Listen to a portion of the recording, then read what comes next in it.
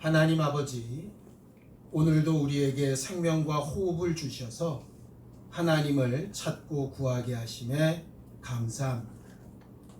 우리 예배가 하나님 앞에 온전히 상달되고 하나님을 기쁘시게 하며 또 주께서 우리에게 주시는 은혜로 충만한 시간이 되도록 역사하여 주시옵소서. 아멘. 믿음으로 헌금한 손길들 위에 복을 주시고 하나님께서 우리를 위하여 하시는 일들을 때마다 일마다 보며 인정하고 감사할 수 있는 우리 모두가 되게 도와주시옵소서. 예수님의 이름으로 기도하였습니다. 하나님의 말씀은 신명기 8장 11절에서 20절까지 말씀을 함께 합독하겠습니다. 신명기 8장 11절에서 20절까지 말씀을 함께 합독하겠습니다. 함께 읽습니다. 시작. 내가 오늘 내게 명하는 여호와의 명령과 법도와 규례를 지키지 아니하고 내 하나님 여호와를 잊어버리지 않도록 삼갈지어다. 내가 먹어서 배부르고 아름다운 집을 짓고 거주하게 되며 또 내 소와 양이 번성하며 내 은금이 증식되며 내 소유가 다 풍성하게 될 때에 내 마음이 교만하여 내 하나님 여호와를 잊어버릴까 염려하노라. 여호와는 너를 애굽 땅 종 되었던 집에서 이끌어 내시고 너를 인도하여 그 광대하고 위험한 광이 곧 불뱀과 천갈이 있고 물이 없는 건조한 땅을 지나게 하셨으며 또 너를 위하여 단단한 반석에서 물을 내셨으며 내 조상들도 알지 못하던 만나를 광야에서 내게 먹이셨나니 이는 다 너를 낮추시며 너를 시험하사 자침내 내게 복을 주려 하심이었느니라. 그러나 내가 마음에 이르기를 내 능력과 내 손의 힘으로 내가 이 재물을 얻었다 말할 것이라. 내 하나님 여호와를 기억하라. 그가 내게 재물 얻을 능력을 주셨으니 이같이 하심은 내 조상들에게 맹세하신 언약을 오늘과 같이 이루려 하심이니라. 내가 만일 내 하나님 여호와를 잊어버리고 다른 신들을 따라 그들을 섬기며 그들에게 절하면 내가 너희에게 증거하노니 너희가 반드시 멸망할 것이라. 여호와께서 너희 앞에서 멸망시키신 민족들 같이 너희도 멸망하리니 이는 너희가 너희의 하나님 여호와의 소리를 청종하지 아니함이니라.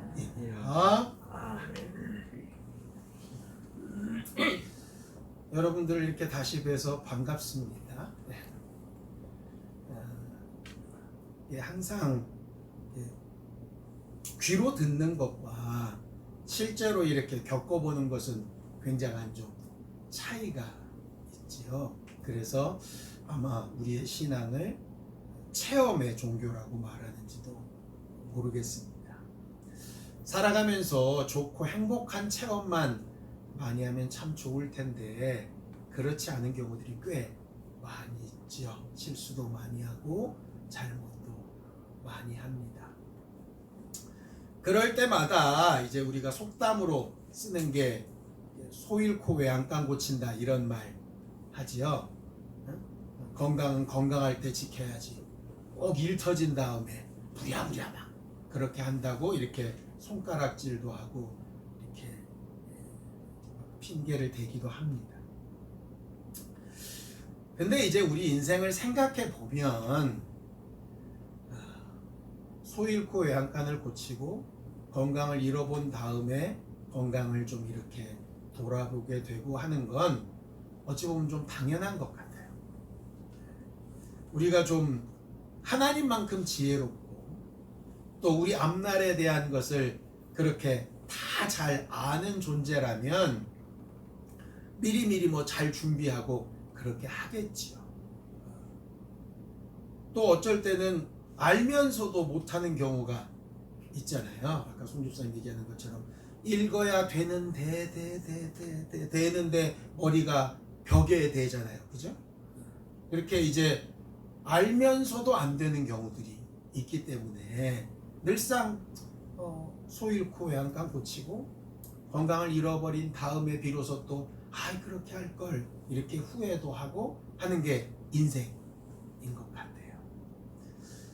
신앙생활의 기본은 그런 우리의 연약함과 부족함의 특성을 말 그대로 그냥 인정하는 것. 그래서 예수 믿을 때 제일 먼저 우리는 죄인입니다 부터 인정하고 시작하자는 거잖아요.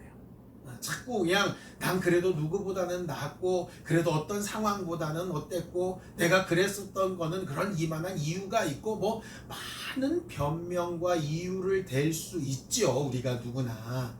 그러나 적어도 신앙생활의 첫걸음은 뭐냐 하면 변명이나 핑계나 남 탓이나가 아니라 그냥 사실을 그대로 인정하는 거예요. 환자들도 그렇답니다. 병을 고치기 위해서 제일 먼저 선행돼야 될 게 내가 아프다고 하는 사실을 그냥 인정하는 거예요. 내가 힘들다. 내가 아프다. 내가 지금 정상이 아니다. 이거를 인정하는 것부터 출발해야 돼요.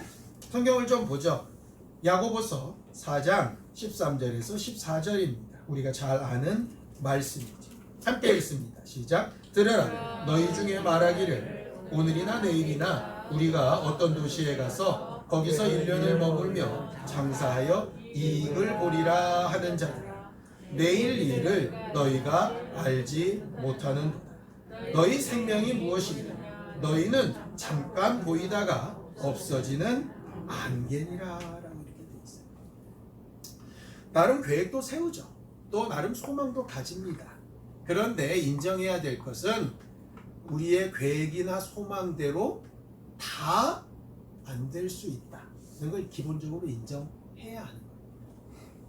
우리가 이제 지난 주 중에 광복절이 있었잖아요. 기념식도 하고 태극기도 달고 TV마다 막 이런 관련 영화도 나오고 막 이렇게 합니다. 그거 왜 그렇게 자꾸 보여주고 1년에 한 번씩이라도 좀 기억을 더듬자고 하죠? 역사라고 하는 게 과연 뭡니까? 우리한테 자랑스럽고 좋은 역사도 있지만 전혀 그렇지 않은 역사도 있잖아요. 우리가 인생을 살다 보면 막 자랑하고 소위 간증거리처럼 말하고 싶은 것도 있지만 가능하면 다시 반복해서 말하고 싶지 않고 기억에도 떠올리고 싶지 않은 그런 일들도 왜 있잖아요. 그런데 왜 역사를 배우고 그런 일들을 다시 들추고 막 이런 거 왜 할까요? 이유는 간단합니다. 우리가 미래는 정확하게 알지 못하는데 적어도 지나온 길은 알 수가 있거든요. 지나온 길을 알아놓고 보면 그 비슷한 상황이 또 벌어질 때 적어도 이전과 같은 실수는 하지 말자. 그래서 사실 역사도 배우고 또 과거에 안 좋았던 기억도 다시 떠올리고 하는 거 아니겠습니까? 지난주인가요? 그냥 강남 한복판에 비가 엄청 쏟아져 가지고 막 외제차들이 막 수천 대가 지금 막 폐차된다고 막 그러더라고요. 뭐 그 가격만 해도 뭐 몇천억이 된다고 그러던데. 그 뉴스를 이렇게 보는데 분명히 저 모습을 본 기억이 있어. 여러분들 그러셨죠? 예. 저거 분명히 한 10년 전쯤 저거 본 기억이 있는데 꼭 그 자리가 또 그러고 있는 거예요. 근데 그 당시에도 말이 되게 많았거든요. 그런데 그렇게 오래 걸쳐서 돌아왔는데 똑같은 상황이 또 벌어졌다. 이건 뭔가 좀 문제 있는 거 아닌가? 라고 그래서 그 다음에도 나오는 이제 보도나 이런 것들을 쭉 봤어요. 그랬더니 이게 이유가 이런 건가 보다 이런 생각이 들었어요. 대부분 이렇게 되더라고요. 이렇게 된 데는 누구 잘못이다. 누구 비난하는 게 아니고 뭐 대통령이 퇴근을 했네, 행정부 장관이 뭐 어디 있었네, 뭐 그때 뭐 시장이 어쨌네, 뭐 이런 얘기 막 하더라고요. 근데 그게 무슨 도움이 되죠? 우리는 자꾸 안 좋은 일이 딱 벌어지면 이게 이상해. 누가 가르쳐 주지도 않았는데 자꾸 이게 화살이 어디로 가냐면 누가 잘못한 거냐, 일로 가요.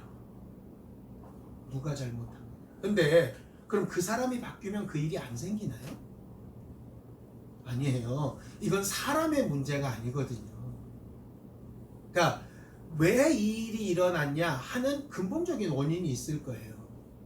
그리고 그 근본적인 원인을 해결하려는 어떤 방법이나 배경이 있을 거라고요. 근데 제일 쉬운 건 뭐냐면 문제의 원인이나 해결하는 방법 대신에 누구 책임이냐를 물어서 그 사람한테 모든 짐을 다 접어 씌우고 걔만 딱 쫓아내면 이 일이 해결되는 것 같은 착각에 빠지는 거죠. 역사가 그런 식으로 흘러가면 문제가 심각해져. 우리의 삶도 마찬가지예요. 신앙생활도 마찬가지예요. 그래서 어떤 어려움이나 아픔이 있을 때 가장 중요한 건 누구가 문제가 아니라 사실은 왜 누구라고 지정하고 그 누구를 막 벌주고 징역 살리고 왜 그렇습니까? 그런 일을 하지 말자고 하는 건데 하지 말자고는 없어지고 그 사람이 모든 원인인 것처럼 이렇게 흘러가더라고요. 우리나라가 일제에 팔렸습니다. 을사오적 얘기하고 을사칠적 얘기합니다. 그 당시에 이완용 같은 사람이 그 5명만 있었겠습니까?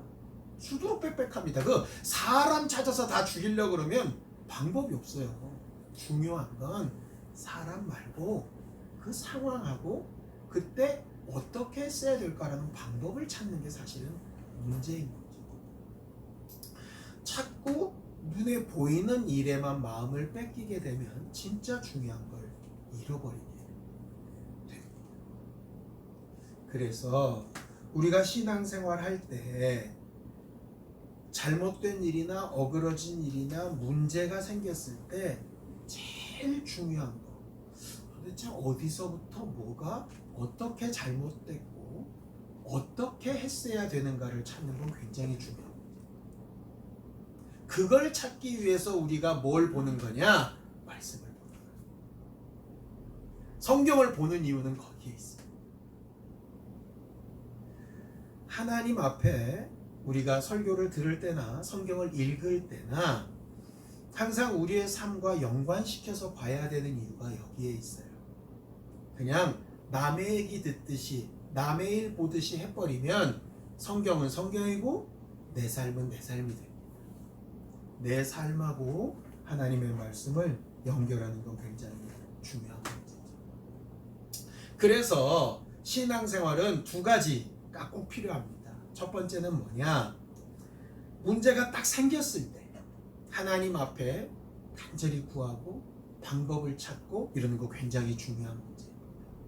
그런데 그것보다 한 번 더 생각해 보면 더 중요한 것이 그 문제가 해결된 다음에 그런 일들이 또 벌어지지 않기 위해서 근본적으로 내가 해야 될 게 뭔가 하는 걸 찾는 건 굉장히 중요한 문제예요. 지금은 수해가 나서 이재민들이나 그분들을 돕는 게 급합니다. 그러니까 지금은 그걸 따져봐야 사실은 그냥 쓸데없는 얘기 같아요. 지금은 그들을 돕고 문제는 이게 좀 지나간 다음에는 정말 이 문제를 처음부터 자세히 잘 봐서 다시 이 일이 반복되지 않도록, 아니 또 반복되더라도 이런 피해가 더 이상 커지지 않도록 하는 문제는 되게 중요한 문제입니다. 근데 이게 잘 안 된다는 게 더 큰 문제예요. 여러분들 사사기를 보면 이스라엘 민족이 계속 실수를 반복하죠. 하나님께서 사사를 보내서 구원하시고 구원해서 행복해지면 또 타락하고 타락하면 어려움이 생기고 어려움은 또 살려달라고 외치고 그럼 또 사사를 보내시고 사사가 와서 구원해지면 또 행복하고 이게 계속 반복됩니다. 문제는 어디 있느냐 하면 평안해진 다음에 잘못을 저지르는 그 사이예요. 그 사이가 굉장히 중요한데, 이게 마치 화장실 들어갈 때 마음이랑 나올 때 마음이 다른 것처럼 우리가 막 애타게 기도할 때랑 그 응답을 얻고 난 다음이 다른 것처럼 그 마음이 변하기 때문에 항상 문제가 생기죠. 그걸 뭐라고 말하느냐? 죄성이라고. 죄성. 사람 간의 관계도 마찬가지예요. 여러분들 친구가 그렇다고 생각해 보세요. 어렵고 힘들고 뭔가 돈 필요할 때만 연락 오는 친구가 있다고 생각해 봅시다. 그리고 지 좋은 일 있거나 평안할 때는 한 번도 연락을 안 해요. 그럼 그 사람과 계속 관계를 맺고 싶겠습니까? 왜 그런 상황이 벌어질까요? 그 사람은 누구만 생각하는 사람이에요? 자기만 생각하는 사람. 자기한테 필요하면 오만 대 때만 돼 막 손을 늘어놓습니다. 근데 자기가 만족스러우면 아무도 상관없어요. 그게 뭐냐? 죄성이에요. 죄는 막 남을 해코지하고 나쁘게 하고 그것도 죄지만 우리가 적어도 양심이 있어서 그 정도까지 나쁜 사람들은 아닙니다. 근데 어떤 죄성이 있느냐? 자기만 사랑하는 죄성이 있어요. 그래서 나한테 필요하면 무슨 짓이든 하는데 나한테 필요하지 않으면 아무하고도 연관 지으려고 하지 않아요. 여러분들이 알다시피 제가 금융기관에서 한 6년 근무를 했지 않습니까? 정말 너무너무 느낍니다. 대출 서류를 들고 올 때의 표정과 모습과 대출을 연체해서 내가 독촉 전화를 했을 때의 목소리와 모습은 180도로 달라요. 대출을 얻어야 될 때는 어떨 것 같습니까? 실장님, 전도사님 뭐 별 얘기를 다 합니다. 이것만 해주시면 제가 정말 잘 갚을 거고 사업이 어떻게 될 거고 그냥 막 차 사오고 막 식사 대접한다 그러고 난리가 납니다. 근데 돈을 갚아야 될 때는 배째라요. 이게 딱 마음이 이렇게 변한 거예요.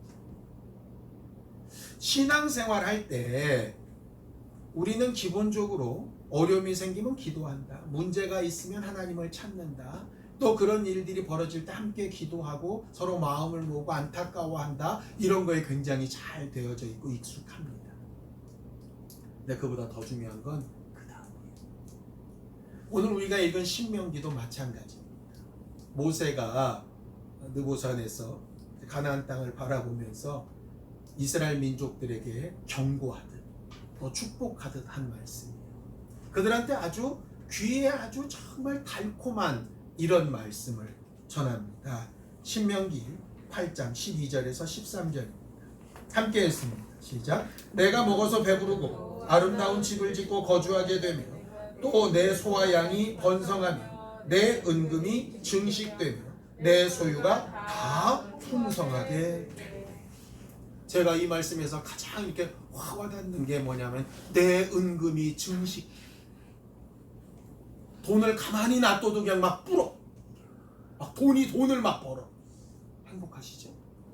이거 이스라엘 사람들이 정말 행복해하는 구절입니다.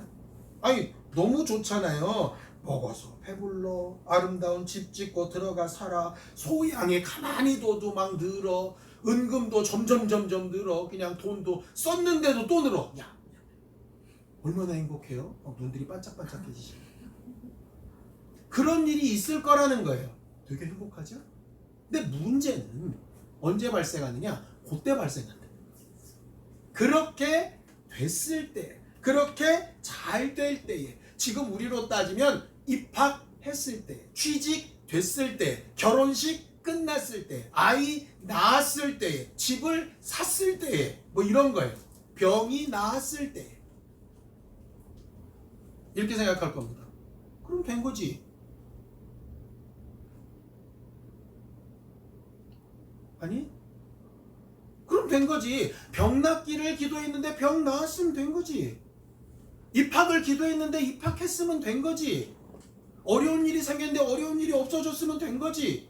갈비뼈 부러졌는데 뼈 잘 붙었으면 된 거지. 근데 그게 아니라는 거예요. 이렇게 말씀하십니다. 고린도전서 10장 12절입니다. 함께 했습니다. 시작. 그런즉 선줄로 생각하는 자는 넘어질까 조심하라. 이건 무슨 악담을 하는 것도 아니고 서서 잘 됐으면 박수 쳐주고 행복하면 되지. 거기다가 마치 초치듯이 잘 됐지? 근데 이제부터 조심해야 돼. 이렇게 말씀하세요. 도대체 뭘 조심할까요? 이걸 조심하래요. 신명기 8장 17절에서 18절입니다. 함께 했습니다. 시작. 그러나 내 마음에 이르기를 내 능력과 내 손의 힘으로 내가 이 재물을 얻었다 말할 것이라. 내 하나님 여호와를 기억하라. 그가 내게 재물 얻을 능력을 주셨습니다. 이같이 하심은 내 조상들에게 맹세하신 언약을 오늘과 같이 이루려 하시라. 뭘 조심해야 되느냐? 이 일이 나 때문에 됐다. 내가 잘해서 됐다. 내가 능력이 있어서 됐다. 라고 생각하게 될 거라는 거예요. 신앙인들은 여기 조심해야 됩니다. 이거 내가 기도해서 됐다. 내가 헌신해서 됐다. 내가 열심히 전도해서 됐다. 내가 하나님 앞에 그렇게 매달렸더니 됐다. 맞는 말 아닌가? 오늘 뭐라고 얘기합니까? 하나님이 내게 기도할 수 있는 힘을 주셔서 기도한 것이고, 헌신할 수 있는 환경을 주셔서 헌신한 것이고, 봉사할 수 있는 건강을 주셔서 봉사한 것이다. 쉽지 않습니다. 세상 사람들이 예수 믿는 사람들을 욕할 때 이렇게 말합니다. 예수쟁이들은 뭐든지 하나님이 하셨대. 그런 말이 어쩔 때 좀 듣기 싫으십니까? 근데 그게 정답이라는 거예요. 그걸 인정해야 되는데 이게 잘 안 되는 거예요. 왜? 내가 열심히 했거든요. 진짜로 내가 아무것도 안 하고 하나님이 다 하셨으면 그렇게 얘기할 겁니다. 근데 내가 했거든요. 그래서 하나님이 거기 쓰신 거예요. 네가 아무것도 안 했다는 게 아니야.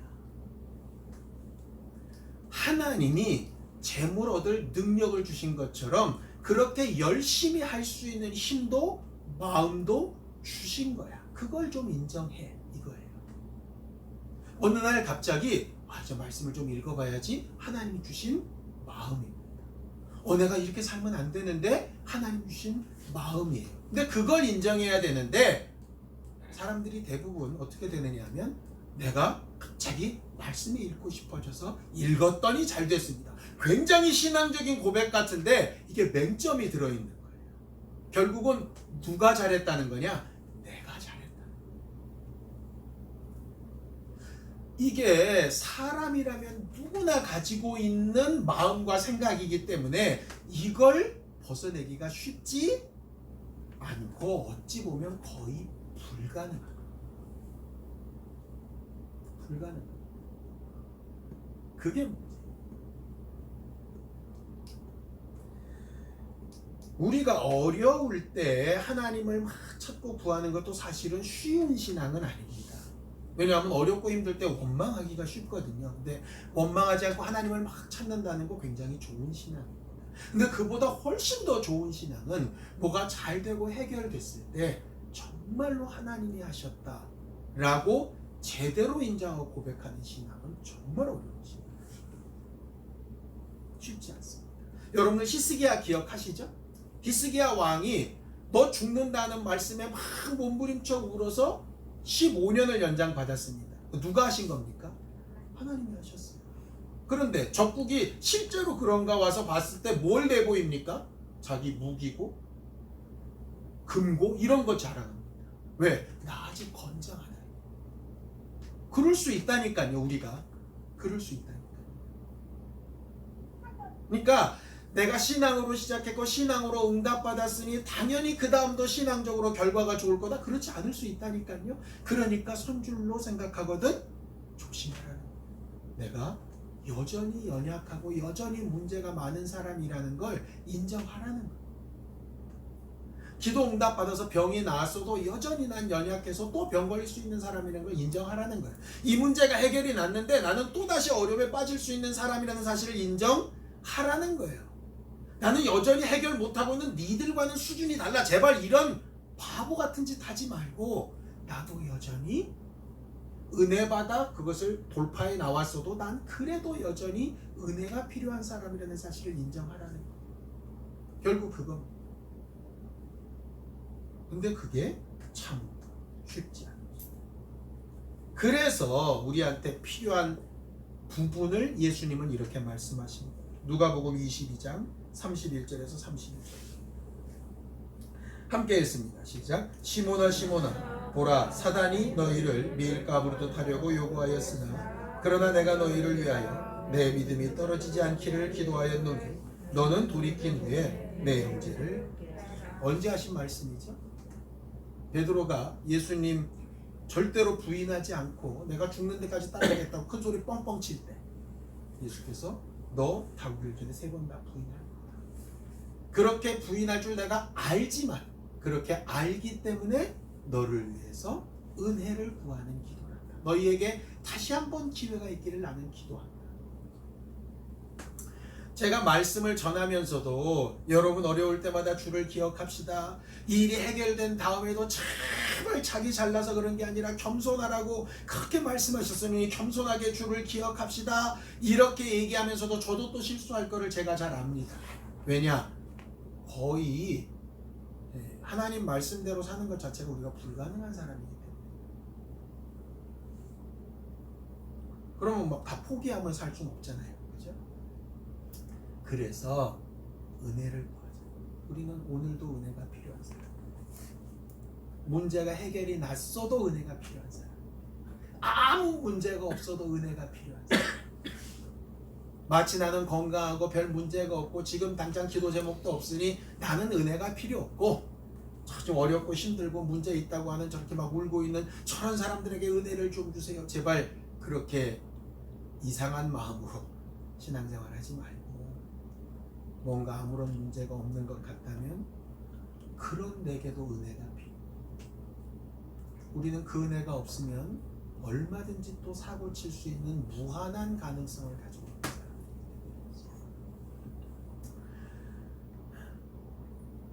어려워 보면 어려운 사람들의 마음을 이해하게 되죠. 이해하는 것으로 그치지 말고 정말 하나님께서 새로 주시는 은혜를 구하는 겸손함으로 나아갈 수 있었으면 좋을 것 같아요. 또 문제가 해결되면 정말 감사하고 기쁘고 누려야죠. 뭐 좋은데도 그런 거 전혀 내색하지 맙시다 이런 거 아닙니다. 정말 감사하고 누리고 뭐 떡도 나누고 다 해야 됩니다. 그런데 그걸로 끝이 아니라는 걸 좀 제발 우리가 인정하고 그 다음을 위해서 우리가 어떤 은혜를 구하고 어떤 말씀과 어떤 감동을 내가 받아야 될까 하는 것을 좀 기대하는 마음을 가질 수 있게 되기를 예수님의 이름으로 축원합니다. 거기에 꼭 필요한 게 겸손함. 여러분, 우리는 우리끼리 볼 때는 좀 도토리 키재기처럼 좀 낮고 덜하고 하는 사람이 있을 수 있을 겁니다. 그런데 하나님 앞에는 다 죄인이고 다 은혜가 필요한 사람들입니다. 누구 때문, 누구 문제, 뭐가 어떻게 말하기 전에 우리에게 은혜를 함께 구할 수 있는 겸손하고 신실한 우리 모두가 되기를 예수님의 이름으로 축원합니다. 함께 기도하시겠습니다. 하나님 아버지, 우리를 도우시고 인도하셔서 하나님의 나라와 의를 구하며 하나님을 기쁘시게 하는 우리 모두가 되기 원합니다. 어렵고 힘든 일이 있을 때마다 주께 은혜를 구하고 무언가 문제가 해결될 때에도 주께 은혜를 구해서 하나님이 우리에게 주시는 마음과 생각대로 순종하며 나아갈 수 있도록 도우시고 역사하여 주옵소서. 우리의 삶의 주인이 되어 주시고 우리를 도우시는 능력을 나타내 주시옵소서. 하나님 아버지, 하나님께서 이스라엘 민족에게 말씀하셨던 것처럼 우리에게도 약속하신 복과 은혜가 풍성해서 바라고 소망하며 기도하는 모든 일들이 우리에게 이루어지고 누릴 수 있게 되기를 바랍니다. 그리고 거기에 덧붙여서 그런 행복과 평안함 위에 겸손함으로 하나님 앞에 또 은혜를 구하는 우리 모두가 되어질 수 있기를 바랍니다. 우리 힘으로 할 수 없기에 주께 은혜를 구하고 도우심을 구하오니 재물 얻을 능력도 주시고 건강을 누릴 수 있는 힘도 주시고 앞날을 위하여 소망을 품고 기도할 수 있는 지혜와 영감과 마음도 더하여 주시옵소서. 예수님의 이름으로 기도하였습니다. 이제는 우리 주 예수 그리스도의 은혜와 하나님 아버지의 극진하신 사랑과 성령님의 감동하시고 함께하시는 분명한 증거가 하나님 앞에 할 때도 주를 기억하는 겸손함을 구하는 우리 모두 이제부터 영원까지 함께 있을지어다. 아멘.